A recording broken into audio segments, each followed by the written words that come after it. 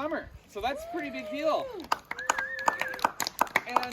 And so for myself, I said I'm Ryan. I work here. I work across the district, so I'm just here visiting for this weekend. The person who's going to be here all summer is brand new. His name is Fred, Ranger Fred, right there. And he will be talking to us today about marbled murrelets. Anyone heard of marbled murrelets? Me. Okay, well, for those of you that haven't, we'll keep you in suspense, and we'll talk a little bit more about them soon. Before we get started, though, just a couple housekeeping. So does anybody know, especially for a lot of new people here, a lot of people probably just showed up today, has anyone experienced or seen poison oak before? Me. Okay. Does anyone know I see some. Yes. Some of us have experienced a lot of poison oak and learned the hard way. So does anyone know the rhyme, the rule for Leaves of 3, let it be. Yes. Very good, Maggie. Leaves of 3, let it be. So if you want to see an example of poison oak, and so just a reminder, we have an AV technical issue. So I was going to show you a picture of poison oak. We do have our presentation on here, so if you are really curious and you need to know what it looks like, after the program we can open it up and kind of show you some of those as well. If you really want to see some up close, though, there's a little trail next to that fence back there that goes down to the river, and it's full of those tall horsetails, but interspersed are a bunch of poison oak as well, so you got to stay on the trail. And I know poison ivy. oh yeah, and you know poison ivy too. Fortunately, we don't have poison ivy here, but some poison oak does grow like an ivy. It kind of can wrap around old growth redwoods, for example. I've seen old growth poison oak that's got a stem that's that thick that winds all the way up to the top of the little seeds. They produce kind of like a little flower, and they have a little fruit that comes off of them as well, so birds like them. They're not a useless plant. They're food for a lot of things, but humans just have not evolved to tolerate those Erythria oils that they have. So we get that bad rash. So we say leaves of 3, leaf of B, but there's a caveat, and that's thorny or hairy must be a berry. So there are other 3 leaflet or 3 leaf lobed plants as well. Not all of them are poison oak, but if the leaves have kind of teeth or are kind of hairy looking, then you know it's not poison oak. So that's helpful as well. And let's see, any other things? A couple other things to be aware of is we are in an area. Have you noticed any cute blue birds that are really friendly? Oh, me! Oh yeah, a lot of hands go up. So those are most likely what you're seeing are Steller's jays. Steller's jays are they're native. They're a plant they're an animal that lives off of a lot of the leftovers that are here. Could be plants, could be seeds, could be fruit, but they're very good at something else, and that's because they're related to crows, ravens. They're in the corvid family. So these, as you can hear some crows right now. I believe that's a crow, not a. Sounds a little. It might be a raven. It sounds like a raven. Yeah, a little deeper. I think I know a bird. they're in the corvid family. They're very intelligent. They're good at getting human food, and so we have a campaign that we've done here in the North Coast Redwoods District called Keep It Crumb Clean. Have you seen those on your tables? So keep it crumb clean. Any food that you bring out here, any food, those birds know people equal food. They know people leave food around. These birds are really they're great scavengers, very intelligent, and they will find that food. They will reproduce because they have more nutrients, more energy, and their numbers have increased, and when they're here, they get hungry even when people aren't here, and so they start going after other things, like the eggs of nearby birds.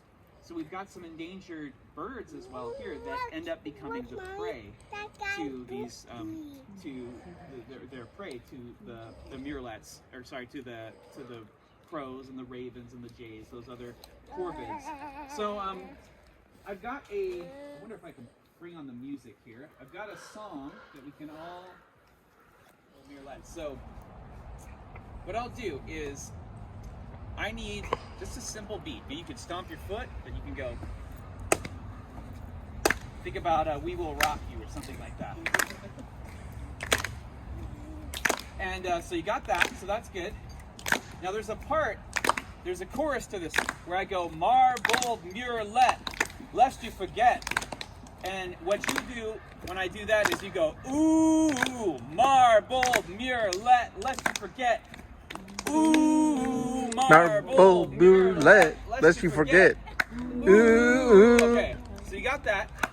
And I think that's enough to get us going. Okay, so.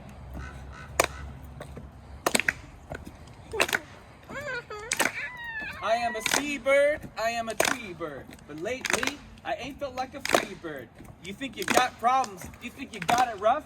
Let me offer some perspective. Now listen up, most folks probably haven't seen me. I make my nest in the upper canopy, a high branch, a place where I can land, homie. 200 feet above, no one can lay their hands on me. I roost on reiterated trunks, a platform of moss, lichens, and duff. And this stuff don't grow on just any tree. I'm talking about the old growth. OG, nightly, I fly out to the Pacific to get food from a chick, and she only eats fishes. I get to the wood about the break of day, cruising back to my tree at 60 mph. My name is Marble Murrelet, let's forget.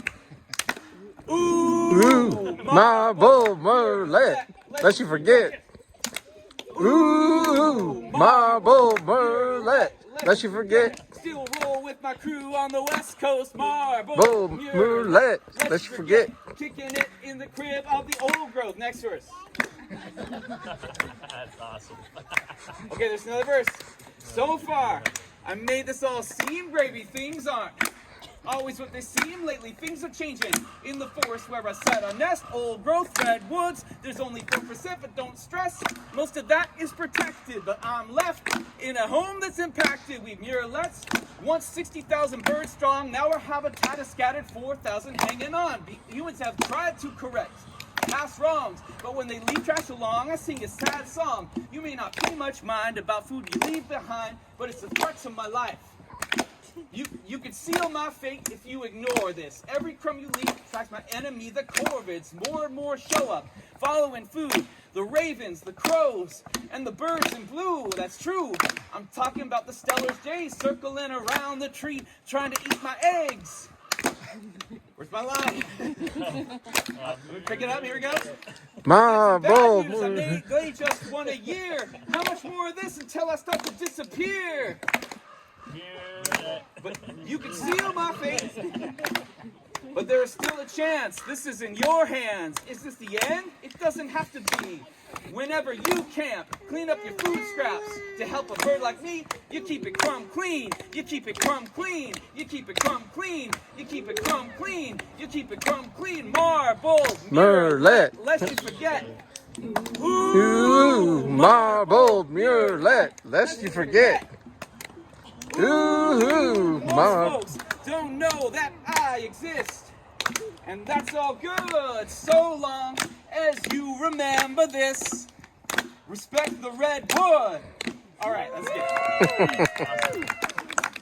This is actually a little larger than life size of the murrelet. It's kind of in between like a robin and a crow. So that's about the size bird, about 300 grams for a mature adult. And part of why I'm so excited to get to talk to you about this is an endangered species. Like you mentioned, they went from like 60,000 to they could be down as low as 4,000, if you can imagine. They're still more plentiful up in places like Alaska, British Columbia, but as you come further down the coast, they go all the way down to like Santa Cruz and the Bay Area, and that's kind of like their southernmost range, and then all the way up to the Bering Sea. And so they did not even know where these birds nested until 1974.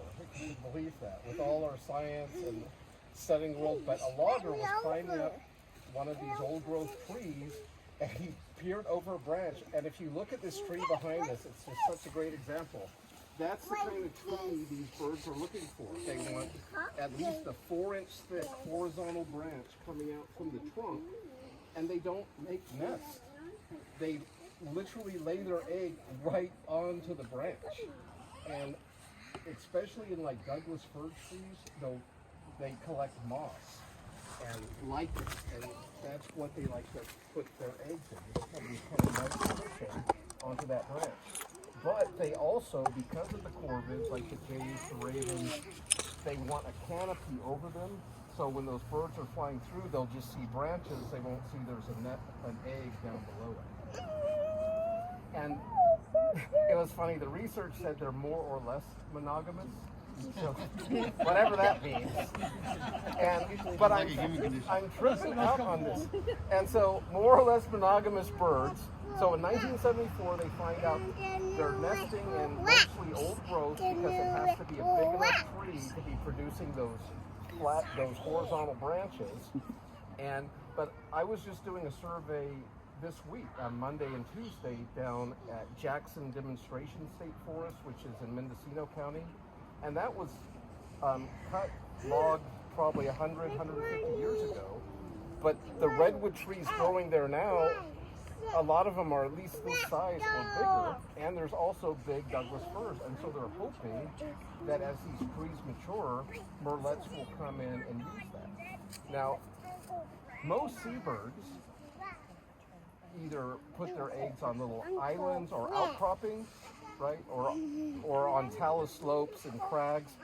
And so it was really interesting to find out a seabird that can nest up to 50 miles from the ocean. Right?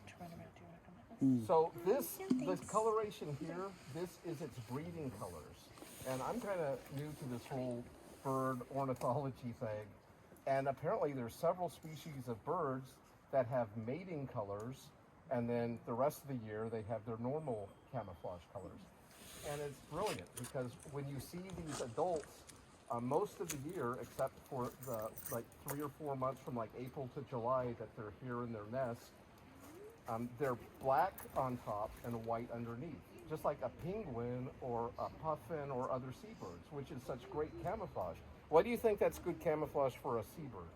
To be black on top and white on the bottom? Blend with the sky on the bottom, blend the ocean on top. Exactly. So if a predator from below is looking up, they're just seeing light. And if it's a predator above looking down, they're just seeing dark. And so it's a brilliant coloration. I'm going to show you, I'm just going to pass this Oh, around thank you, right? so you can kind of see this is their coloration. But how cool is that? So this is their wood colors, because now they want to match the bark of the trees, the dappled light coming in. But their chicks, they start off kind of the same brown mottle, and then they start to develop the adult darker colors, because this is so freaky. From when that chick hatches on that branch, it will start to do like a poop circle around where it was born. And so by the time it's ready to fly away, there's a nice little like poop ring where it's just kind of hanging out. The parents won't poop there because they don't want to attract other things, but that chick has a nice little poop ring, but its very first flight is either to the sea or it's not going to make it. And can you imagine your very first trial flight, you're out of the nest, is you got to make it to the ocean. From here it's about 20 miles as the corvid, as the Murrelet flies. Right. So It's about at 25 miles. Here's the chick, by the way. see how it just blends in? It's just sitting right on that branch in this little poop circle. Could I see? Oh yeah. Keep doing that. Yeah. Yes, it's nice to have the visuals, right? Yeah. So what do you think? We know they're seabirds. So what kind of fish do you think these murrelets are eating? Any guesses? They do eat salmon, but not the big salmon. A salmon's bigger than this bird, adult salmon. But the baby salmon fry, yummy, right? So they like to eat the salmon fry. And think about the little tins of fish you buy in the store. Sardines. Sardines. What else is in those little tins? These are the foods that they eat. Anchovies, herrings. So all those little tiny schooling fish, that's what they love to eat. And the parents, in order to avoid predators, they'll nest. They take 24-hour shifts.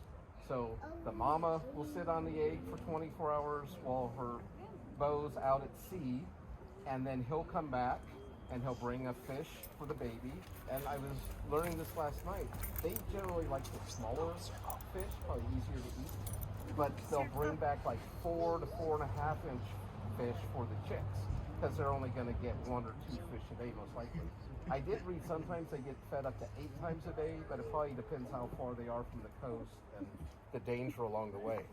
So anyways, when they're fed, they take these shifts, but if you ever get to do like marbled murrelet watching, you have to get up, like, you start about an hour before dawn or 45 minutes before dawn. So right now that's about 4:45 in the morning.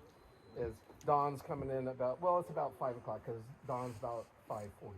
So you got to start at 5, and then you do it for like an hour and 15 minutes after, because of the crows, the ravens, the jays, and we also have falcons and hawks. They want to come in the twilight, and they usually fly in pairs. And I just was tripping out on this. So you have their mates staying with the eggs. It could be the mother or the father. And then they'll find like the other mate that is going out to the sea, and they like to fly in pairs. Sometimes you'll see 3 or 4 go out together, but usually a pair. But these aren't a mating pair, because the mating pairs are on the egg. So it's kind of like work wives or work husbands is how I'm thinking about it. So they'll go off to the ocean, hang out for the day, eat, catch fish, because look at these wings. These wings are designed for flying underwater. That's where they excel. That's where they can get away from predators. They're not really designed for long cross-country flights. So if you do get to see them fly, they fly almost not as extreme as a hummingbird, but they have to flap their wings so fast because they're so skinny, and you can hear it. It's just like a when they come by. Like and a oh my kind God, of what a a sound! humming? Not right now. What's that? Like a kind of a humming? Yes, it sounds like a woo, woo, woo, woo, woo, woo, like sort of hum. Yeah. Very good. They also do like a jet sound sometimes, because think, if you're coming in at 60 miles per hour, they're not like swallows or other birds that kind of bang. Did you hear that? Who's that? That was a laptop. Yeah. I was like, that's it! Right on cue. I was like, oh my Well God, done. we're hearing the curing right now. I'm gonna show you though. There's some video. They're hard to spot, but just kind of what he's talking about. Oh, right on. There's some lights right down here. Oh yeah. Power's on, people. Okay. Well, I'm gonna let you keep talking. Okay, And you I'll- hook and it I'll- up and I'll keep going. I'll work on hooking it up. You just. Okay, so we've got the different colorations. We have the really cool 24-hour changing of the guard. And then once they hatch, they will stay there on the branch, and the parents will feed it up to 8 times a day, and they put on weight really rapidly. But they're still covered in all this down, fluffy fur. And then after about a month of feeding these chicks, it's time. And the parents will stop feeding it. And I've seen accounts from 5 minutes to 2.5 days after that last meal before they take that flight to the sea. And then usually when they get to the sea, they're looking for other juveniles. And I was asking some of the bird experts, like, oh, I want to see them on the water. That's probably going to be easier than getting up before dawn trying to watch them fly. And you saw just how tiny and quick those little things were. But they said up by Trinidad, and Trinidad Bay is a good place to see them. And they look smaller than a lot of the other seabirds. And so if you see 2 little specks that are really close together, those are probably the Murrelets out at sea. And then they will continue that. And they only fish like maybe up to like 3 miles offshore, although they have been documented to go much further out to sea. But normally they stay right past the breakers. They like just that kind of calm coastal area. Walk around. Look at that. Still gonna take a second. That's here. all right. Any questions so far? What we're talking about? Yeah. I think you're doing great, by the way.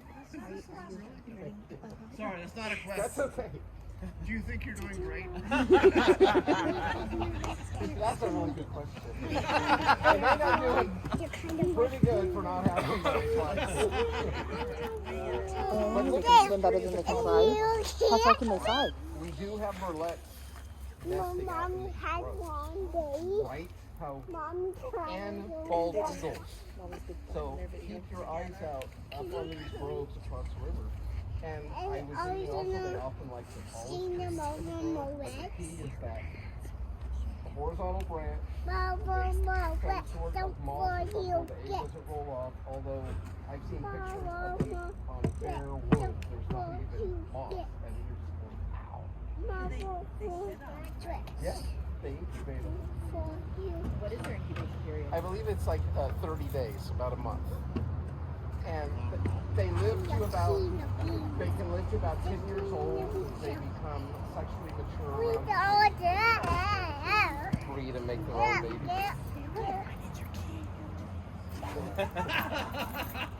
Hey, Fred! That's what's limiting. Look how camouflaged Look how that is. pretty that egg is, though. It's kind of like a greenish Hi. speckled mottled egg. It's about that big. And they generally try not to let the You gotta see eggs Vienna White when you fall open it. out of the tree. They'll just kind of crush them into that kind of like stand of that poop ring. And I think it's they are doing everything they can not to lead predators to their tree. They don't want some marten or weasel or something climbing up that tree, and they certainly don't want the blue jays and the crows and the ravens. Those are their biggest concerns. And like you said, the picnic table, it's like a weird indirect cause and effect, right? The crumbs on the tables aren't directly hurting the birds, but it's encouraging those other birds to be in this area that normally probably wouldn't even be in these woods if it wasn't for the road and the campground. But because there's humans here and there's food, but they're opportunists. And so if they know there's like bird eggs around, especially a smaller bird like that, they'll be on it. And they only lay 1 egg a year. And so that's part of why it's so important to try to protect them. I don't know. Oh, look at that. Do you want to see the keys to the kingdom? I don't know where I am. Excuse me? There's our cute baby. Yes, Maggie. Oh. I don't know why it does the cute little poop circle. It's just because it's staying on its branch. It would be like if you weren't allowed to leave your trailer and you didn't have a bathroom and you just had to have poop in your trailer and you just kept pooping in a circle. And after a while, you'd have like a little poop ring. Because you don't want to giant meal. But Ew, I wouldn't like to do that in my trailer. okay, now I know where we are. All right, dangers to the marbled murrelets. Loss of habitat, especially the old growth. Thank God, at this point, most of the old growth that's left, less than 5%, probably 4.5% we have left, but a lot of that is protected. But like I mentioned, some of these second growth forests, the trees are getting big enough now where, because these are on the Endangered Species Act list of endangered birds, if you can find them nesting in a grove, you could actually save a grove from being logged, which is kind of cool. I mean, I do care about the birds, but oh, do I care about these trees. And anything to help save the trees, I'm all about that. Excuse me? Yes. Why? Just because I would love for you to talk about it. Why is it that old growth? Like, what is it about old growth specifically that makes it so prime for murrelets compared to other trees or other stages of trees? Right. It has to do with the girth of these horizontal branches that are coming out. And also, with older trees, they endure a lot more life, right? And catastrophes and divots and deformities and strikes, and it provides habitat, not just for the murrelets, but for spotted owls, for other types of birds that need these nooks and crannies of the older trees that a younger tree, they simply haven't developed that much yet. Do you want to add anything to that? Yeah, so I mean, most people have heard the term old growth. I sometimes forget that is a new term for some people, but raise your hand if you've heard that in the past. Old growth. So yeah, we have an acronym, old growth. If you want to know what it means, you think the word owls, old trees, woody debris, layers, and snags. And so there was a time, especially you saw that photo of a clear cut from logging. There was a time when people thought that, especially Euro-American folks were cutting down trees, and they saw these old trees and they kind of looked rotten, and they had ferns growing out of these branches. They had these cracks and these burnt areas, and they would call them over-mature trees. And these were not very productive trees. We got to get rid of these trees to grow a nice, healthy stand of young, fast-growing trees. They weren't able to climb up to the tops of these trees and see what was up there very often, nor was that really what they were looking for. And so it wasn't until the 1970s when anyone made the connection between where there's these birds out in the ocean that have this kind of interesting color pattern, these murrelets. These loggers are out in the forest and they see these birds they call fog larks. They just like a bullet. They're just flying through the sky like potatoes with wings. And they really didn't know much about where they came from or where they were going. And it wasn't until much later, until really the last 50 years, that people made the connection. Those birds are using these trees. You heard a little clip a minute ago, just when I was just playing it on the computer, and you heard a bird sound. Did anyone recognize what that kind of sounded like? What other bird it sounded a little bit like? It was sort of like pew, pew, pew.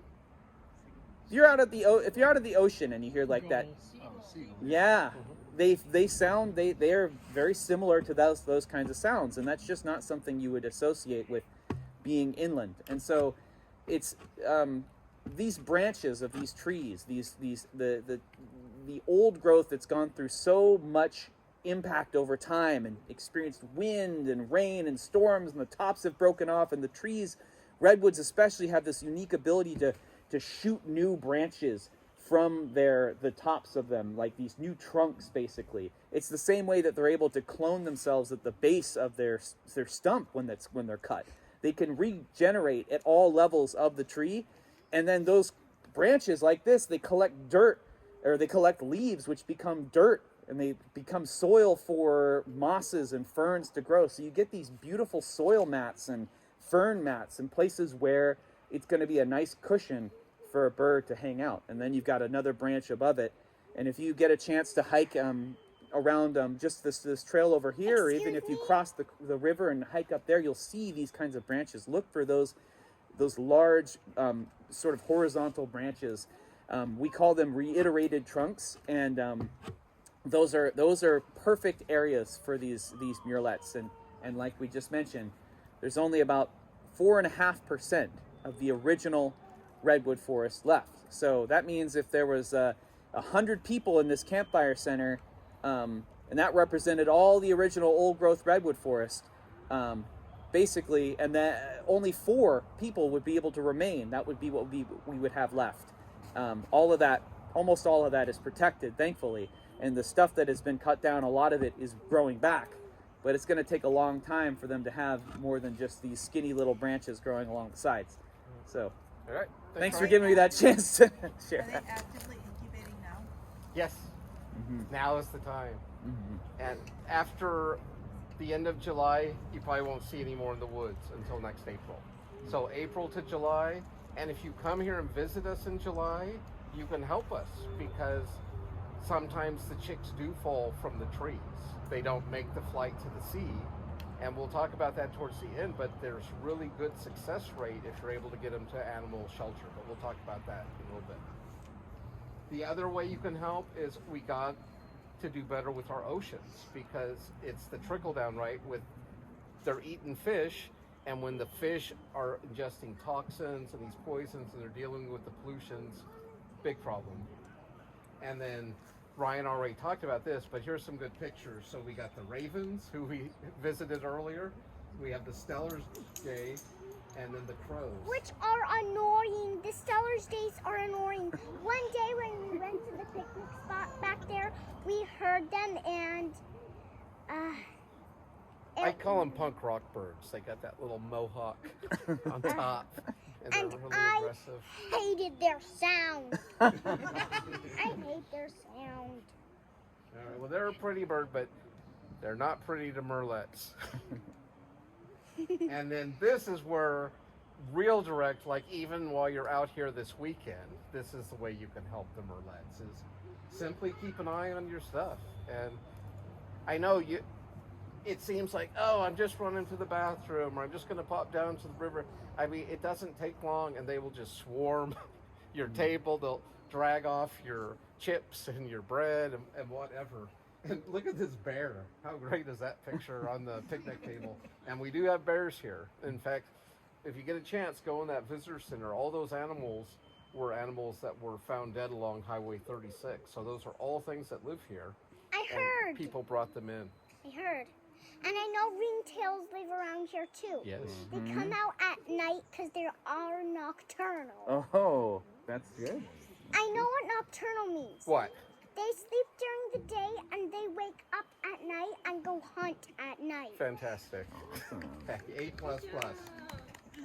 So, overview, help protect old growth forests, keep our oceans, waterways clean, keep your campsite clean and secure, keep it crumb clean. And MAMU, that's kind of like the abbreviated form where you take the first two letters of marbles and the first two letters of murrelet, and you get your MAMU. It's a lot easier to say. And what do you do if you find a MAMU chick? And it does happen. Look at that. That's what they would look like on the ground. So you see it has the adult colors where it's the dark on top, the light underneath, but for whatever reason that little fellow wasn't able to get to the sea. And there Did is he have to go to a shelter? Yes, there's ahnow.org, which stands for Animal Habitat. The next page, I think the next The slide next has one? it. There we go. Animal Health Now. Now, and they will tell you who is in your region that you can take them to.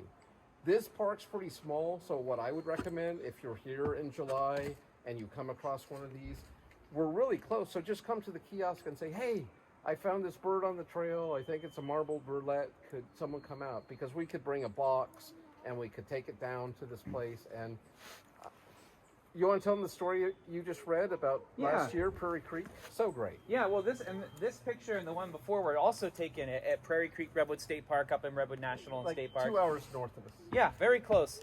And there was a camper who was walking on a trail and saw a bird just on the side of the trail, just kind of in the duff and in the ferns a little bit. And they immediately recognized that bird because the night before they had gone to a campfire program and learned about that bird. How great. So they saw where it was, and it was actually pretty close to the kind of public area, like kind of near the visitor center, near the campfire center. So in their case, they knew to leave it where it was because they can't fly. If they don't make it to the ocean and they get on the ground, they can't fly. They're stuck there. So they're not going to go anywhere.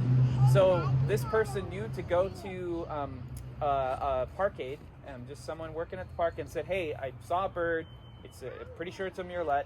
The parkade went over, saw it, and then the parkade got on the radio, thanked the camper. The parkade stayed there until a ranger could come, who arrived shortly after. And then they took the bird and presumably put it in a box and just somewhere safe where it was also dark. And they had already contacted for Redwood National State Park, there's a wildlife hotline that people can call. Excuse me? And then, just one moment. And then from there they got basically the instructions to meet with some natural resource folks out at Trinidad Harbor, and they went out to the water, and the biologist looked at the bird, made sure it was all fit to go on, and they just literally kayaked out and put the bird in the harbor on when it was pretty smooth, and that bird started to dive under, started to do what a bird would do, a recent fledgling bird would do, which is just start to go fishing and start to do what it does. And so it really doesn't need, if it's in good shape, it doesn't really need that much support from people as long as it can be brought to the water. The challenge is they could be preyed upon when they're out at the at sight, when they're found on the ground, they can be preyed upon.